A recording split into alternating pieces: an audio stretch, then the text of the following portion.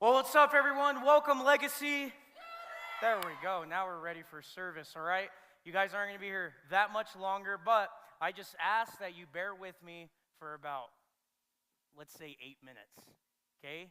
I just need your attention for 8 minutes, and that is it. Okay, if you don't know who I am, my name is Pastor Joey. I'm the youth pastor of Legacy Students, and I'm honestly very glad all of you decided to come here tonight and spend your Wednesday night here in church. We've been going through a series titled Evidence. Now, on your way out, we're going to have a bunch of stickers labeled Evidence that you guys can take, throw in your water bottle, your backpack, whatever you want to do, they're yours to keep. So on your way out, after service, you guys will be able to grab and have those. Okay, but in this series, Evidence, we've been talking about the evidence of God. Okay, the word evidence means proof, the proof of God. Okay, it's one thing right now for you students at this moment to say, I believe in God, I'm a Christian.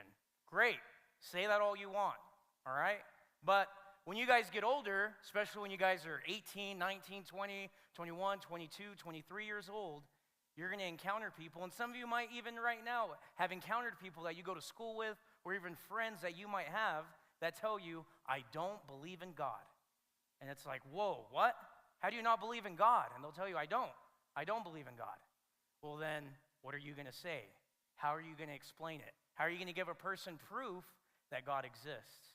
Okay, if you're not built up and know the evidence of God, or know the evidence of the Bible, or the evidence of Jesus rising from the dead, again, how are you going to explain it to somebody? Okay, but it's not just knowing those things, it's actually believing those things in your heart. You believe God's real, you believe the Bible's true, and you believe that Jesus rose from the dead. Okay, you believe those three things, and that's what Christianity is built on, those three things. But again, you have to know it, because you're going to meet people that don't believe in God. And they're going to ask you, well, why do you believe in God? And you're going to say, well, because the Bible says. Well, I don't believe in the Bible. Well, then what are you going to say then? Okay, again, you need to equip yourself. So I'm going to give you the 4 main points about the evidence of God. Okay? Number 1, here we go. Number 1, the beginning. When you open the Bible, the very first words say, in the beginning. Okay? In the beginning, it said God created the heavens and the earth. Okay? The Bible is making a statement right there and telling you and everybody that God created everything. Okay, well, some people say, well, I don't believe in God. All right, well, if someone doesn't believe in God, well, then we need to ask them, well, then who created everything? And they'll tell you, oh, well, everything just happened to be. Okay, an explosion happened in the sky, no one created it, and next thing you know, earth, stars, the sun, the moon, all human beings and animals were instantly created. Okay, that's what some people will tell you, but that doesn't make any sense. Okay, in order for something to begin, it has to have a beginning. Okay, so if someone tells you, I don't believe in God and I don't believe He created everything, ask them, well then, what created everything? Who created everything? Okay, because again, in order for something to begin, it has to have a beginner. All right, now atheists will tell you that they believe nothing at all, okay, came from nothing. Okay, that doesn't make sense. All right, someone tell me what nothing is. Say it. Exactly, it's nothing. Nothing is absolutely nothing. Okay, but an atheist will tell you, someone that doesn't believe in God, nothing created something. Or something created something out of nothing. Okay, it's hard whenever you say it all the time, but when it makes tons of sense. In order for something to begin, in order for creation to happen, something or someone would have had to create it. And that what we believe is God. Okay? Next point. Okay, number 2. Get ready. The moral argument. Okay? Who in here by a show of hands would say murder's evil? Raise your hand. Okay, what about stealing? Is stealing wrong? Okay, what about lying? Is that wrong? Right? We would agree that those things are wrong. We wouldn't do that. All right, but why do we say those things are wrong? Okay? Why do we say that? All right? Think about it. Why do we say that those things are wrong? Just because we think so? Just because we've been told by other people that they are wrong? No, someone or something called the Bible tells us that murder, stealing, and lying are wrong. Okay, well, if someone doesn't believe in God and they tell you, oh, well, I think murder's wrong, ask them, why? Who told you murder's wrong? They can't tell you, well, God told me, because they don't believe in a God. Okay, so if someone doesn't believe in a God, well then, murder and something wrong is just your opinion. Okay, Hitler murdered 6 million Jews, right? Hitler murdered tons of people. And if there's no God at all that says that murder isn't wrong because God doesn't exist, well then Hitler didn't do anything wrong. Okay, people flying a plane into the Twin Towers on 9/11 did nothing wrong. Okay, murder's okay, stealing's okay, lying's okay, because there's no such thing as God. There's no purpose at all. That doesn't make sense. We all agree and know that murder, stealing, and lying is wrong because God says. God sets the standard of what is good. Okay, so if you don't believe in God at all, or there's no such thing as God, there's no purpose to life, and there's no such thing as good or bad. Okay, now atheists will tell you, people that don't believe in God, they'll say, okay, well, if there's evil in the world, then God must be evil because God created everything. No, not true. Okay, evil is the opposite of good. All right, if God sets the standard of what is good, then anything against what is good that God says is therefore then evil. It's then bad. And God gives us instruction in His Word, in the Bible, on how to stay away from bad and how to live good. Okay, so in order for there to be a God, then there must be good. Okay, no one can tell you that there's no such thing as God. Okay, next point, the evidence of the Bible.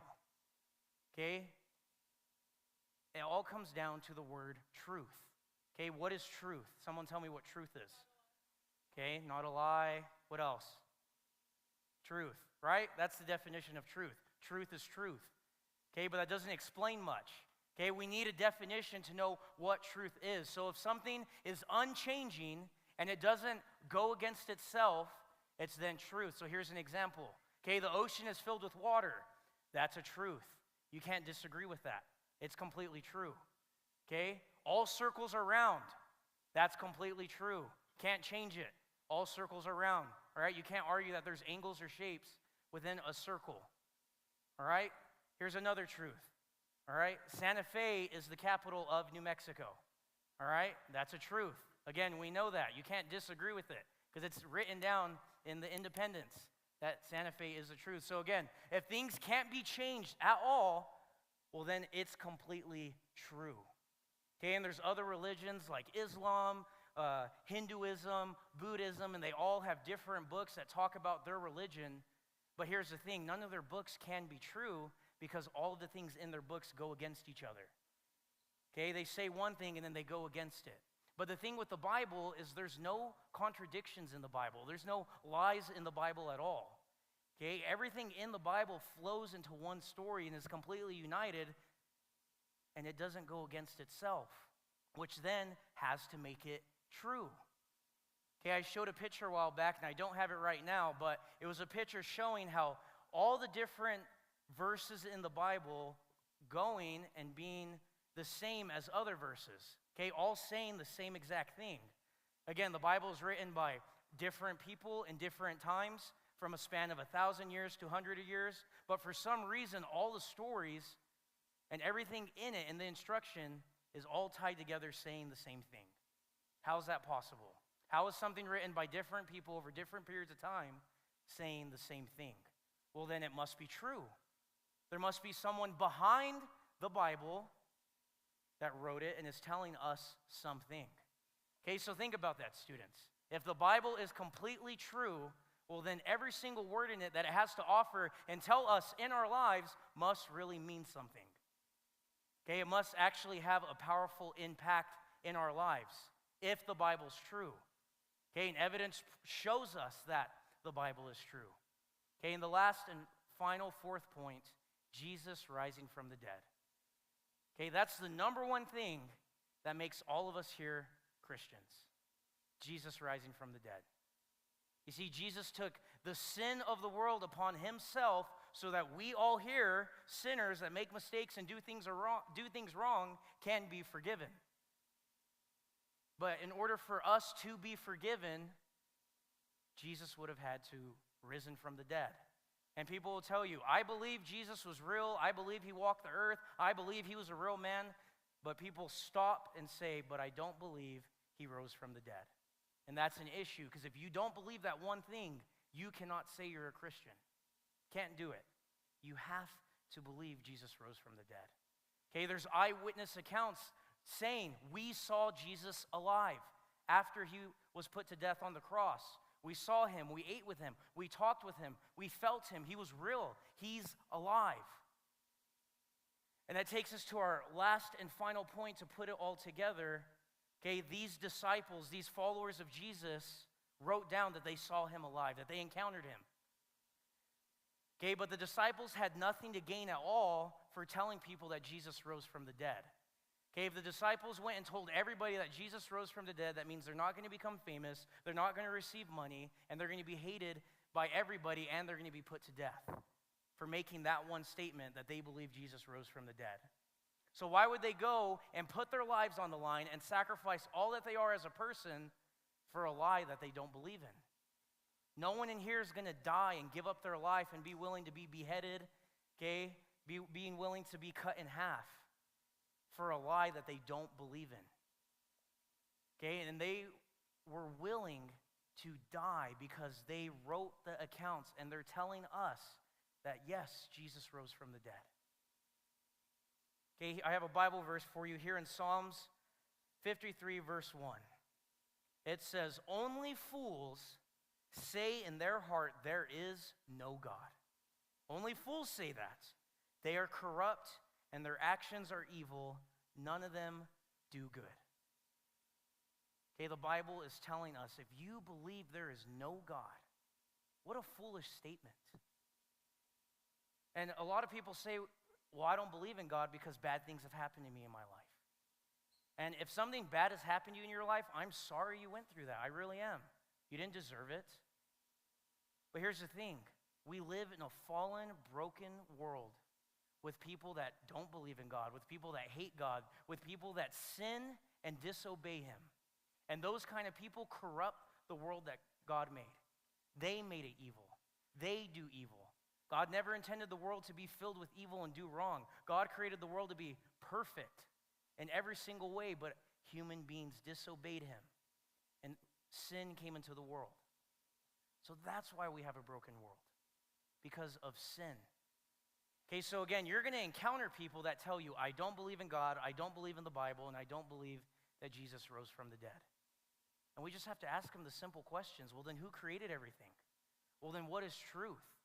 If there's no God, then what's good, what's bad? How do you define good? How do you define bad? If Jesus didn't rise from the dead, well then why are there so many ancient manuscripts saying that he did? Why would the disciples suffer for a lie? Ask them those questions, because then they have to explain themselves to you. But here's the number one verse that this whole series has to do with. It's showing right here on the screens, 1 Peter 3:15. Instead, you must worship Christ as Lord of your life, and if someone asks you about your hope as a believer, always be ready to explain it. Okay, if you tell somebody that you're a Christian, that you believe in Jesus, they're going to dislike you and they're going to push back. And then you're going to get asked the question, why? Why are you a Christian? Why do you believe in God? Why do you believe in the Bible? Why do you believe in Jesus? And like that verse says, when someone asks you about your faith, when someone challenges you that you believe in Jesus Christ, always be ready to explain it. You have to equip yourself to do that. But in order to be ready to explain your faith and that you're a Christian, it starts by being one, by actually being one. So I'm going to ask everybody here to bow their heads, close their eyes. If you're here today and you say, Pastor Joey, I'm not a Christian, I've never given my life to Jesus Christ, I don't even know what that means. Right now is an opportunity for you being here to do that. Or if you say, Pastor Joey, I thought I was a Christian, but I don't follow his word, I don't do what he says, I completely disobey God, well then right now is this moment for you to make that right. Or if you say, Pastor Joey, I don't know how to explain my faith at all because I don't have any. I don't have faith. Right now is the opportunity to receive it. So if you're here today, again, with every head bowed, every eye closed, if you say, Pastor Joey, I want to give my life to Jesus Christ. I want him to forgive me of my sins. I want to develop a relationship with him so that when someone asks me about my faith, I am ready to explain it. If that's you, I'm going to ask you to do one simple thing. I'm not going to embarrass you. I'm not going to call you out at all. I'm just asking you to do one simple thing. Again, everyone's heads are bowed and their eyes are closed. On the count of 3, I'm going to ask you just to raise your hand. And then you just put it right back down. And that's you saying, Jesus, I'm right here. I choose you. I'm putting action in my life to accept you and invite you into my heart.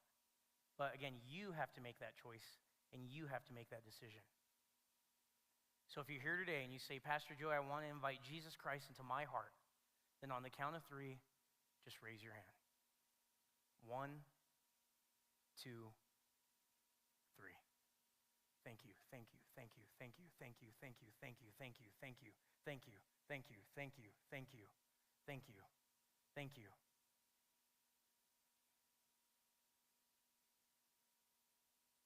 You don't need to be embarrassed. You don't need to be shy. No one's looking at you.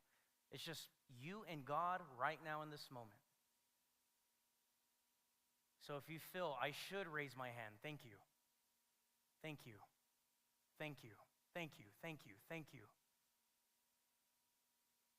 If you feel in your heart right now, I should raise my hand, but I'm scared to do it, there's nothing to be afraid of. It's you telling Jesus, I accept you. I invite you in. Thank you. Thank you. Thank you. Thank you. Thank you. Thank you. Anyone else? Just raise your hand and put it right back down. If you raise your hand, I'm going to ask you to repeat this prayer after me. Okay, I'm going to ask you to repeat it. And not only are you just saying it, but you're also believing in it in your heart.